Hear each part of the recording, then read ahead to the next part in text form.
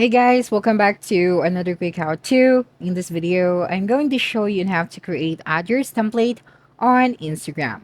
So first is you have to create your own story. So just click on this plus icon at the top left side of our screen to create your story.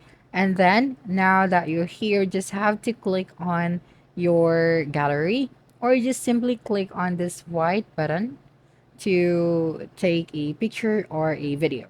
Then just have to select your image from your gallery.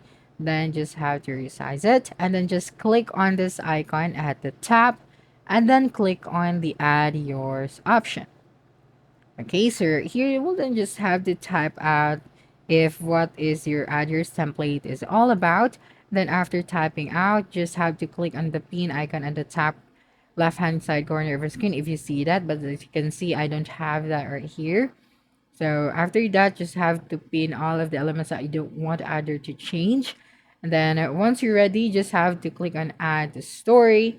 And then once your friends click onto the add yours template that you have created, then they'll be able to add or share their thoughts about your add yours template. So that's a wrap. Don't forget to like, subscribe, and hit the notification bell for more quick how-to videos next time. Adios.